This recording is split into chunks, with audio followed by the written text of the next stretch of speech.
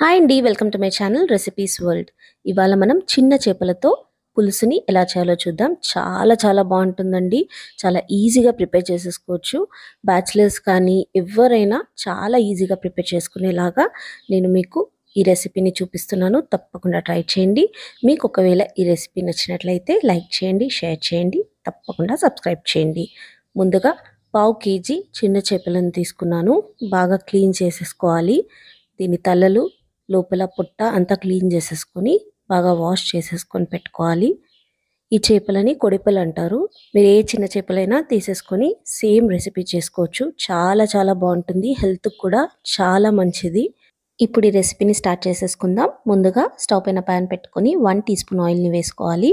Oil వేడయ్యాక పెద్ద పెద్ద పీసెస్గా కట్ చేసుకున్న 2 మీడియం సైజ్డ్ ఆనియన్స్ని వేసుకొని బ్రౌన్ అయ్యేంత వరకు ఫ్రై చేసుకోవాలి. ఆనియన్స్ని బాగా బ్రౌన్ అయిపోయేంత వరకు ఫ్రై చేసుకోవాలి. చూసారా, ఇలా బ్రౌన్ అయిపోయిన తర్వాత స్టవ్ ఆఫ్ చేసేసి కంప్లీట్గా చల్లగా అయిపోయిన తర్వాత పేస్ట్ చేసుకొని పక్కన పెట్టేసుకోండి. కొన్ని వాటర్ వేసి పేస్ట్ చేసుకోండి. ఇప్పుడు ఇంకొక ప్యాన్ పెట్టేసుకొని 3 టేబుల్ స్పూన్స్ ఆయిల్ని వేసుకోవాలి. ఫిష్ కర్రీకి ఆయిల్ కొంచెం ఎక్కువగానే పడుతుంది, ఎక్కువనే వేయండి. ఇప్పుడు ఇందులో 2 ఇలాచీలు, 3 లవంగాలు, కొంచెం దాల్చిన చెక్క వేసేసుకొని ఇవి లైట్గా ఫ్రై కాగానే కట్ చేసుకున్న ఒక పచ్చిమిర్చి, కట్ చేసుకున్న ఒక మీడియం సైజ్డ్ ఉల్లిగడ్డను వేసుకోవాలి. ఇప్పుడు ఈ ఆనియన్స్ బ్రౌన్ అయ్యేంత వరకు ఫ్రై చేసుకోవాలి.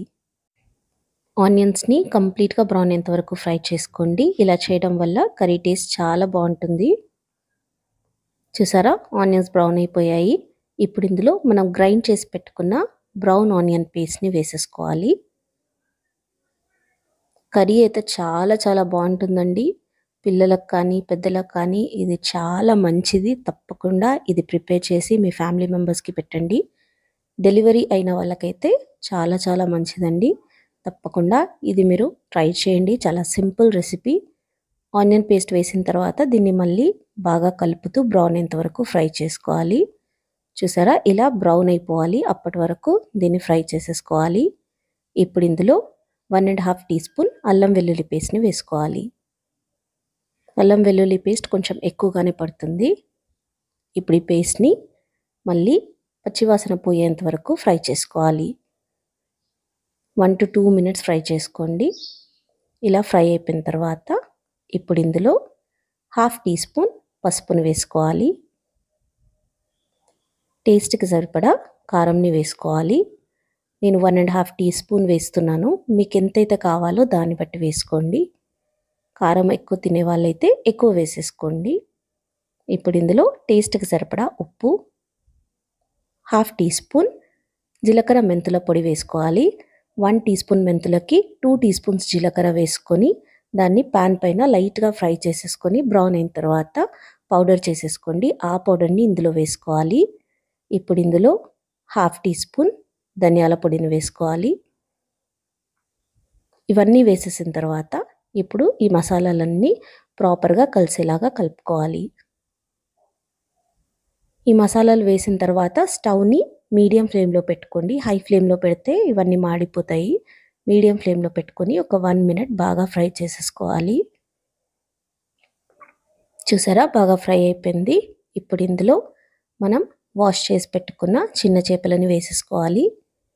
ఈ చేపలని వేసిన తర్వాత ఈ మసాలాలన్నీ ప్రాపర్గా పట్టేలాగా బాగా కలిపేసుకోవాలి. చూసారా, ఇలా ప్రాపర్గా కలిపేసుకోవాలి. ఈ చిన్న చేపలు వేసాక ఒకసారి బాగా కలిపేసుకున్న తర్వాత స్టవ్ని లో ఫ్లేమ్లో పెట్టేసుకోండి. ఇప్పుడు దీనిపై నుండి మూత పెట్టేసి ఒక 2 to 3 minutes ఉడికించుకోవాలి. ఈ చేపలు వేసిన తర్వాత ఒకసారి కలిపేసినామంటే మళ్ళీ కలపొద్దు. అలాగే ఒక 2 to 3 minutes ఉడికించుకోవాలి. దాని తర్వాత మూత ఓపెన్ చేసేసుకోవాలి. చూసారా, ఫిష్ పీసెస్ ఆల్రెడీ ఉడికిపోయినట్టే. ఇప్పుడు ఇందులో 1 కప్ చింతపండు రసంని వేస్తున్నాను.